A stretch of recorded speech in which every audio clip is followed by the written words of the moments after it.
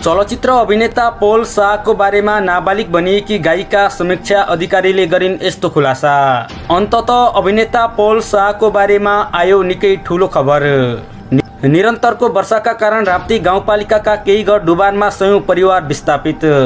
जसलाई वेश्यालयबाट छुटाएर प्रेमिका बनाए उसले नै सुपारी दिएर हत्या गर्न लगाइन्। र्यापर एमा बुद्धको शालिग मेरो तलबाट बनाउँछु भन्दै मेयर बालेन शाहले गरे यस्तो खुलासा। दर्शकबिन नमस्कार, तपाईलाई हार्दिक स्वागत छ। दर्शकबिन आज भने आजका केही महत्त्वपूर्ण समाचारहरू लिएर उपस्थित भइसकेका छौं। भिडियोलाई अन्त्यसम्म र कहाँबाट हेर्दै हुनुहुन्छ के भन्न चाहनुहुन्छ तलको कमेन्ट बक्समा गएर कमेन्ट गर्नुहोला। काठमाडौँ महानगरपालिकाका मेयर बालेन शाहले र्यापर गायक एम बुद्धको शालिग आफ्नो तलबाट बनाउने बताएका छन्। काठमाडौँ महानगरपालिकाको बजेटबाट एम बुद्धको शालिग बनाउने घोषणा गरेपछि मेयर बालेन शाह विवादमा तानिएका थिए। महानगरवासीको आवश्यकता भन्दा आफ्नो व्यक्तिगत चाहनाको योजनामा बजेट राखिएको भन्दै बालेनको विरोध भएको थियो। शनिबार दिउँसो फेसबुकमा स्ट्याटस लेख्दै बालेनले आफ्नो तलब रकमबाट एम बुद्धको शालिग बनाउने घोषणा गरेका छन्। बालेन शाहले सामाजिक सञ्जाल फेसबुकमा लेखेका छन्, म मेरो तलबबाट एम बुद्धको शालिग बनाउँछु, तपाईहरूको दिन शुभ रहोस् भन्दै सामाजिक सञ्जालमा लेखेका छन्। यस्तै अभिनेता पौल शाहको बारेमा नाबालिग भनिएकी गायिका समीक्षा अधिकारीले नयाँ खुलासा गरेकी छन्। पछिल्लो समय पौल शाह घटनापछि मौन बसेकी नाबालिग भनिएकी गायिका समीक्षा अधिकारी मिडियामा आउन थालेकी छन्। उनले एक चर्चित टेलिभिजन कार्यक्रममा अन्तर्वार्ता दिँदै चलचित्र अभिनेता पौल शाहको बारेमा यस्तो खुलासा गरेकी छन्। आफूलाई बलात्कार गरेको भनेर झुटो आरोप लगाएकी गायिकाले पौल शाहलाई आफूले अझै पनि माया गर्ने बताएकी छन्। अन्तर्वार्तामा कुरा गर्दै गायिका समीक्षा अधिकारीले आफूले अरूको दबाव प्रभाव र प्रलोभनमा परेर जाहेरी दिन पुगेको बताएकी छन्। आफूलाई पौल शाहले बलात्कार नगरेको भन्दै मैले जीवनमा ठूलो गल्ती गरेको बताउँदै माफी पनि मागेकी छन्। मैले अदालतमा पनि पौल शाहले बलात्कार गरेको होइन भनेर बताइसकेको छु। अब मेरो कुनै पनि दोष छैन, जे फैसला गर्छ अदालतले गर्छ। मलाई मेरो गल्तीको महसुस भएको छ। आशा छ मलाई पहिले जस्तै दर्शकहरूले माया गर्नुहुनेछ। अब मैले आफ्नो बिग्रिएको करियर फेरि सुरु गर्दैछु। मैले बजारमा निरन्तर गीतहरू सार्वजनिक गर्नेछु, उनले भनिन्। दर्शकबिन बलात्कारको आरोप लगाएकी नाबालिग भनिएकी गायिका समीक्षा अधिकारी पछिल्लो समय पौल शाहप्रति सहानुभूति गरेको देखिन्छ।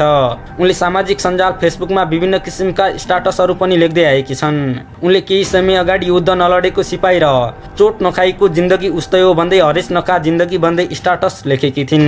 अहिले अभिनेता पौल शाह उच्च अदालत पोखराको आदेशपछि जिल्ला अदालतमा न्यायको लडाईँ लडिरहेका छन्। प्राप्त जानकारी अनुसार अब अभिनेता पौल शाहको मुद्दाको पेशी भोलि हुने बताइएको छ। यस्तै दबावमा परेका श्रीलङ्काका राष्ट्रपति गोटाबाया राजधानीमा रहेको आफ्नो आधिकारिक निवासबाट भागेका छन्। राष्ट्रपति शनिबार निवासबाट भागेको एक शीर्ष नेता रक्षा स्रोतलाई उद्धत गर्दै सञ्चार माध्यमले जनाएको छ। यसअघि राष्ट्रपतिको राजीनामाको माग गर्दै उनको निवासको कम्पाउन्डमा प्रदर्शन सुरु भएको थियो। राष्ट्रपतिलाई स्कटिङ गरेर लगिएको समाचार माध्यमले जनाएको छ। आक्रोशित भिडलाई राष्ट्रपतिको दरबारमा प्रवेश गर्नबाट रोक्ने सेनाले वाइ फायर गरेको पनि जानकारी प्राप्त भएको छ। हजारौं प्रदर्शनकारीले प्रहरी ब्यारिकेड तोडेर राष्ट्रपतिको सरकारी निवासमा पसेको जनाइएको छ। सरकारले लगाएको कर्फ्यूको अवज्ञा गर्दै भिड राष्ट्रपति निवासमा बढेको थियो। यस्तै गत सालको 12 गते झापाको अर्जुनधारा नगरपालिका वडा नम्बर 7 साहसी टोल नजिकै रहेको खेतमा पानी पठाउनका लागि राखिएको ड्रुम पाइपभित्र बोरामा बाँधेर फालिएको अवस्थामा एकजनाको शव भेटियो। साँझ 6 बजेको समयमा प्रहरीलाई जानकारी आए लगत्तै बिर्तामोडबाट गएको प्रहरीको टोली घटनास्थलमा पुग्यो। पानीले आधा डुबेको अवस्थामा रहेको उक्त बोरा बाहिर तानेर हेर्दा त्यहाँ एकजना पुरुषको शव रहेको देखियो। अनुहारमा घाउचोट देखिने उक्त शवसँग पहिचान खुल्ने कुनै कागजात वा प्रमाण थिएन। मृतकको शरीरभरि नै रौँ थिए र जुङ्गा पालेको थियो, दारी भने काटिएको थियो। शव भेटिए पनि शवको पहिचान खुल्ने कुनै पनि कागजात प्रहरीसँग थिएन। एउटा गुलाबी सर्ट र सेतो धर्का भएको ट्राउजर बाहेक प्रमाण लाग्ने वा शनाखत हुने अन्य कुनै प्रमाण थिएन। घटनास्थल वरपर कुनै पनि व्यक्ति हराएको सूचना नआएका कारण तत्काल शव कसको हो भन्ने पहिचान खुल्न सकेन। प्रहरीले असार 13 गते नै अज्ञात व्यक्तिको शव भेटिएको बारे प्रेस विज्ञप्ति पठाएपछि त्यो समाचार सबैजसो सञ्चार माध्यममा प्रकाशित भयो। यता प्रहरीले शवसँगै बरामद गरेको बोराबाट अनुसन्धान सुरु गर्यो। मृतकको शव राख्न जुन बोरा प्रयोग गरिएको थियो त्यो मुरै कम्पनीको बोरा थियो। उक्त बोरामा फोन नम्बर पनि थियो। प्रहरीले अनुसन्धानको सुरुवात बोराबाटै सुरु गर्यो। त्यो बोरा कहाँ बनाउँछ भनेर त्यहाँको फ्याक्ट्री खोज्यो। मुरै कहाँ कहाँसम्म पुर्याउँछ भनेर त्यो पनि खोज्यो। त्यसका होलसेलर को छन् भनेर पनि अनुसन्धान गर्यो। प्रहरीले प्राविधिक कक्षबाट पनि घटनाको अनुसन्धान गर्यो, तर पनि मृतक र घटनामा संलग्न बारे कुनै पनि जानकारी पाउन सकेन। बोरामा पोको पारेर फालिएको शवको बारेमा सञ्चार माध्यममा समाचार आएपछि झापाकै एकजना व्यक्तिले बिर्तामोडका डीएसपीलाई फोन गरेर एकजना भारतीय नागरिक केही दिनदेखि सम्पर्कविहीन भएको र कतै ती मृतक तिनै भारतीय पो हुन् कि भनेर चासो राखे। प्रहरीले ती व्यक्तिको नाम र फोटो छ भनेर सोधे। सूचना दिने व्यक्तिले ती व्यक्तिको नाम नरेश कुमार बाबुबाई रहेको भन्दै नाम सहितको आधार कार्ड र फोटो पठाइदिए। फोटोसँगै ती व्यक्तिको झापाकै अर्जुनधारामा एकजना गर्लफ्रेन्ड पनि रहेको र गर्लफ्रेन्डको नाम जानुका रहेको सुराग दिए। अनि जानुकाको माइतीघरको थर थाहा नभएको तर थापासँग विवाह गरी बसेको जानकारी आएपछि प्रहरीले जानुका भन्ने पात्रको खोजी सुरु गर्यो। सुरुमा शव भेटिएको वरपर जानुकाको खोजी गरेको प्रहरीले त्यस क्षेत्रमा जानुका नाम गरेको व्यक्ति र घटनामा संलग्नता खोज्न सकेन। त्यसपछि प्रहरीले झापाको जानुका थापा भन्ने व्यक्तिको फेसबुक, टिकटक लगायतका सामाजिक सञ्जालको खोजी गर्यो। त्यस लगत्तै जानुका सुवेदी थापा भेटिन्, तर प्रहरीसँग जानुकाको मोबाइल नम्बर थिएन। त्यसपछि प्रहरीले विभिन्न स्रोत प्रयोग गरेर जानुकाको मोबाइल नम्बर प्राप्त गर्यो।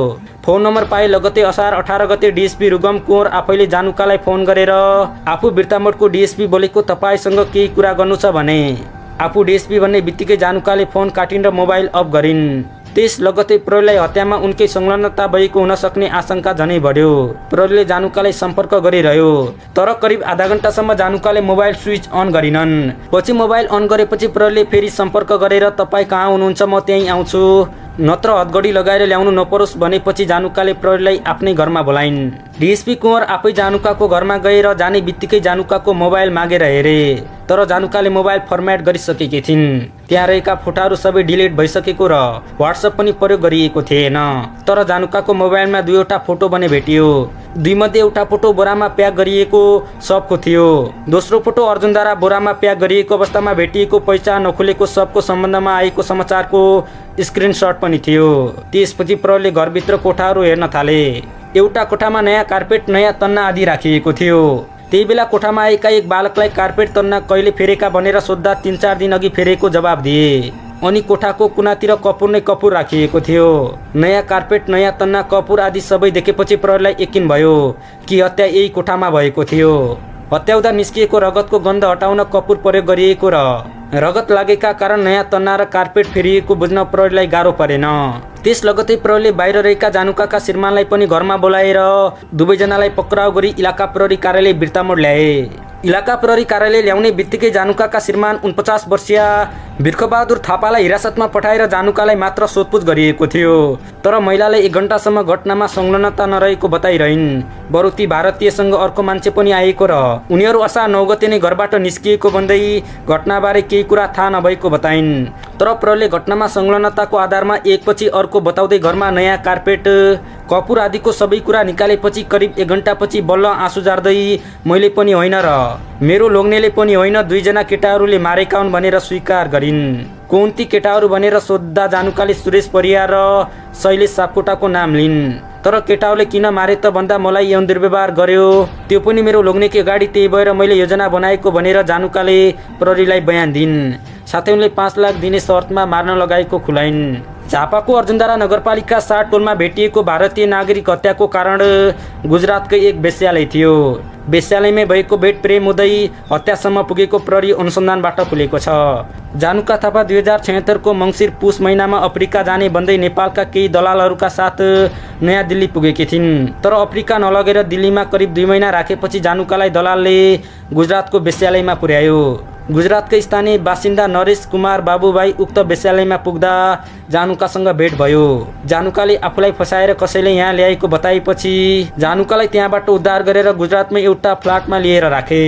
गुजरातमै करिब 1.5 महिना फ्ल्याटमा राखेपछि जानुकाले झपडियालाई फकाएर नेपाल जाने र जानुकाको प्रेममा डुबेका झपडियाले जानुकाको प्रस्ताव स्वीकार गरे र जानुकालाई नेपाल पठाउन तयारी भए। तर जानुकासँग खर्च पनि नभएको र बाटो पनि थाहा नभएका कारण झपडिया पहिलो पटक जानुकालाई पुर्याउन काकडबित्तासम्म आए। झापडिया गुजरात फर्किएपछि जानुकासँग फोन र व्हाट्सएपमा निरन्तर कुराकानी भइरह्यो। जानुकाको प्रेममा चुल्लोमा डुबेका झापडिया जानुकालाई भेट्न बेला बेलामा झापा आइरहे। त्यसबाहेक जानुका विराटनगरमा रहेका आफन्तकोमा जाने र झापडिया पनि विराटनगर आएर जानुकासँग भेटघाट तथा बसोबास गर्न थाले। झापडियाले जानुकाका बालबच्चा लगायतका लागि कपडा तथा खर्च दिइरहन्थे। झापडिया गुजरातकै कर सम्बन्धी काम गर्ने कार्यालयमा काम गर्थे। उनको आम्दानी पनि राम्रै थियो, तर जब जानुकासँग प्रेम सम्बन्धमा परे घरमा पनि खर्च कम दिन थाले। जानुकासँग प्रेम सम्बन्धमा रहेको कुरा झापडियाको श्रीमतीले थाहा पाइन्। दुईवटा बालबच्चा समेत भइसकेका झापडियाकी श्रीमतीले उनलाई जानुकासँगको सम्बन्ध तोड्न र घर परिवार नबिगार्न पटक पटक आग्रह गरिन्, तर झापडियाले नमानेपछि उनकी श्रीमतीले आफ्नो शरीरमा मट्टीतेल खनाएर आगो लगाएर आत्महत्या गरिन्। झापडियाको श्रीमती आत्महत्या गरेपछि जानुका र झापडियाको सम्बन्ध झनै प्रगाढ बन्न थाल्यो। झापडियाले जति कमाउँथे अधिकांश पैसा जानुकालाई नै पठाउन थाले। झापडियासँग सुरुमा के सहमति भएको थियो भनेर जानुकाले प्रहरीलाई बताएकी छैनन्, तर पछिल्लो समय झापडियाले जानुकालाई आफूसँग विवाह गर्न दबाब दिन थालेका थिए। लोग्ने छोडेर आफूसँग विवाह गरी बस्न झापडियाले बारम्बार दबाब दिइरहे। झापडियासँग त पैसा फुत्काउन मात्रै प्रेम गरेकी थिइन् जानुकाले। अनि जब जानुकाले विवाह गरेर जान मानिनन्, त्यसपछि झापडियाले अहिलेसम्म दिएको पैसा फिर्ता माग्न थाले। त्यसपछि दुई बीच तनाव सुरु भयो। अब झापडियाले कुनै हालतमा नछोड्ने भएपछि झापडियालाई मारेर मुक्ति लिने र रकम फिर्ता नगर्ने जानुका र उनको श्रीमान लगायतले योजना बनाए।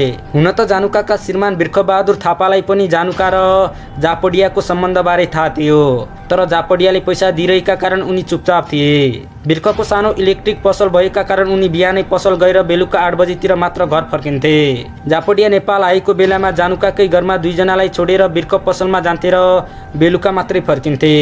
जानुकालाई भेट्न आउने क्रममा नै झापडिया एकपटक पक्राउ परेका थिए। अनुमति नलिई 51,000 भारतीय रुपियाँ बोकेर आएको कसुरमा इलाका प्रहरी कार्यालय रानीले 2069 वैशाख 4 गते पक्राउ परेको थियो। पक्राउपछि झापडियालाई विराटनगरको रानी भान्सार कार्यालयमा बुझाएपछि त्यहाँबाट आन्तरिक राजस्व कार्यालय इटहरीमा अनुसन्धानका लागि पठाइएको थियो। त्यहाँ 2,80,000 रुपियाँ धरौटी राखेर झापडिया छुटेका थिए। मुद्दाको सिलसिलामा झापडिया नेपाल आइरहनु पर्ने र नेपाल आउँदा उनी जानुकाकै घरमा बस्थे। गत साल 9 गते पनि झापडियाको मुद्दाको तारिक थियो इटहरीमा। त्यो तारिक लिनका लागि झापडिया असार 7 गते नै आएर जानुकाको घरमा आइपुगेका थिए। 7 गते र 8 गते झापडिया जानुकै घरमा बसी असार 9 गते बिहानै इटहरी गएका थिए।